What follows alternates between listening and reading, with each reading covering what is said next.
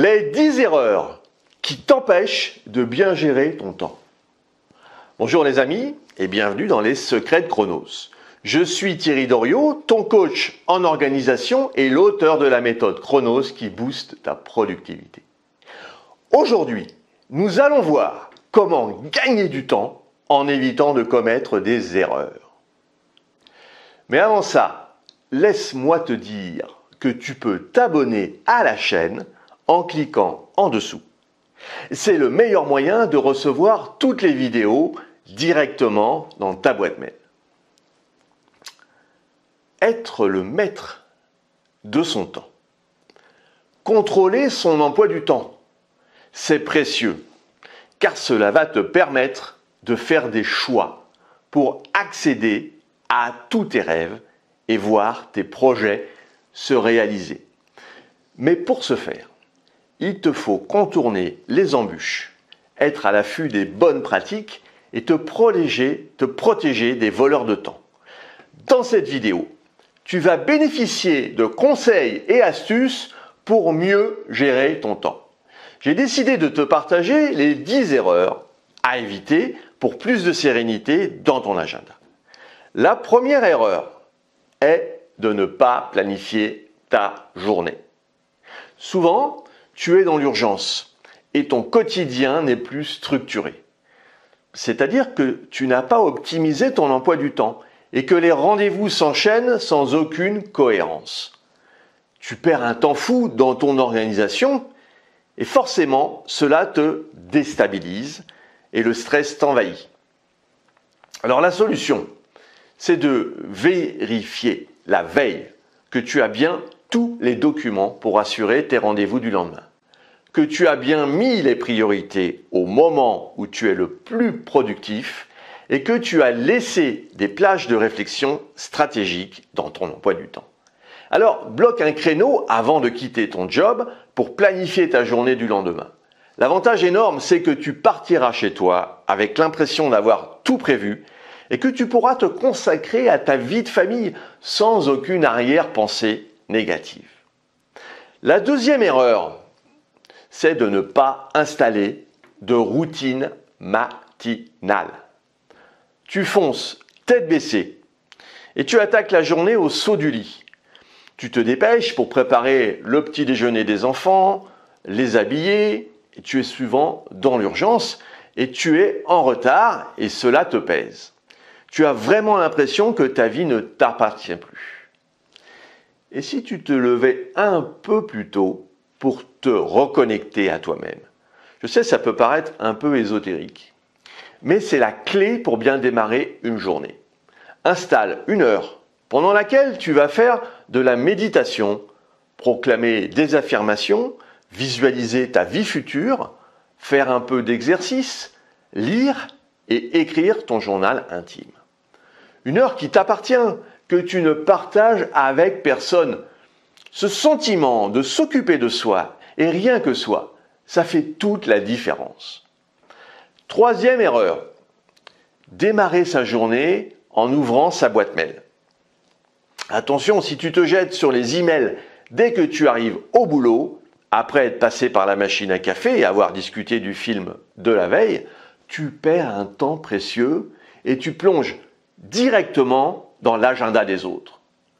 Finalement, tu absorbes toutes les demandes de tes collègues sans commencer par tes priorités, tes projets, le pourquoi tu es rémunéré. Et ensuite, on va te le reprocher. Tu auras du retard sur tes objectifs. Bref, cela peut te mener au burn-out et augmenter ta pression et ton mal-être. La quatrième erreur, c'est de se faire interrompre par les notifications. Tu as besoin d'être concentré quand tu es sur un dossier brûlant. Et si ton téléphone et ton ordinateur ne font que t'envoyer des notifications, ton cerveau il bug en permanence.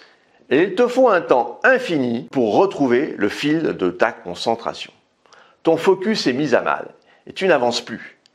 Alors supprime toutes tes notifications, plus de WhatsApp, de messages intempestifs, de Facebook, d'Instagram, plus de notifications sur les emails non plus. Mets ton téléphone en mode avion et n'accepte plus d'être dérangé à tout bout de champ. La cinquième erreur, c'est d'aller à toutes les réunions. Tu es sans doute sollicité en permanence pour assister à des réunions de travail, et plus que de raison. En effet, ta présence n'est pas toujours requise. Tu peux peut-être te faire remplacer par un collègue ou demander un compte-rendu. Sauf bien sûr si c'est toi qui dois intervenir. Mais en décidant de ne pas assister à toutes les réunions, tu récupéreras un temps précieux. En plus, souvent, ce sont des réunions stériles qui n'aboutissent pas à grand-chose. La 6e erreur, c'est de ne pas savoir abréger une conversation. Qu'elle soit téléphonique ou directe, une conversation doit se terminer à un moment donné. Alors tu vas tomber sur des personnes qui adorent parler pour ne rien dire et qui te monopolisent tout ton temps. N'hésite pas à dire que tu dois y aller et que tu as un rendez-vous. Même si ce n'est pas tout à fait vrai, tu as rendez-vous avec toi-même, par exemple sur un dossier. La 7e erreur, c'est de ne pas savoir dire non. Par ton éducation, tu rechignes à dire non. Tu as peur de te justifier, tu crois que tes interlocuteurs vont t'en vouloir. Bref, tu te fais des films. En effet, qui te dit qu'ils vont mal le prendre? Et pourquoi éprouves-tu le besoin de te justifier? En fait, il faut savoir que tu assois ton autorité et que les gens vont plus te respecter quand tu sais dire non. Alors, évidemment, il ne s'agit pas de les froisser, mais tu peux dire que tu n'es pas disponible et replanifier un meilleur moment pour en discuter. La 8e erreur, c'est de ne pas repérer les voleurs de temps. Tu dois être comme l'inspecteur Colombo, tu dois mener ton enquête et débusquer les personnes qui te font perdre du temps dans ta sphère professionnelle, mais aussi dans ta sphère personnelle. Par exemple, une vieille tante qui te téléphone tous les 2 jours pour rester avec toi 1 heure au téléphone. Oui, elle s'ennuie. Les voleurs de temps peuvent aussi être internes. C'est ce que j'appelle le brouillard mental. Tu manques alors de clarté parce qu'il y a trop de choses dans ta tête. La 9e erreur, c'est de ne pas prendre de notes. Ton cerveau ne peut pas absorber toutes les informations et surtout tu ne peux pas tout retenir. Si tu ne prends aucune note, tu t'exposes à oublier des informations importantes et en plus, tu n'auras pas l'exactitude de ce qui a été évoqué. Alors il vaut mieux prendre des notes pendant que c'est encore frais dans ton esprit. Ainsi tu seras fidèle à ce qui a été dit et seras perçu comme quelqu'un de sérieux sur lequel on peut s'appuyer. En somme, une référence. La 10e erreur, ne jamais décider. Oui, pour progresser dans ta vie pro et perso, tu dois prendre des décisions, faire des choix qui vont te conduire à emprunter des chemins.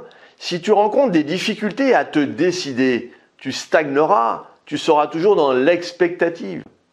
Il est possible que tu ne prennes pas la bonne décision. Et cela est fort probable. Mais il vaut mieux avancer, se rendre compte que ce n'était pas une bonne décision, et puis corriger.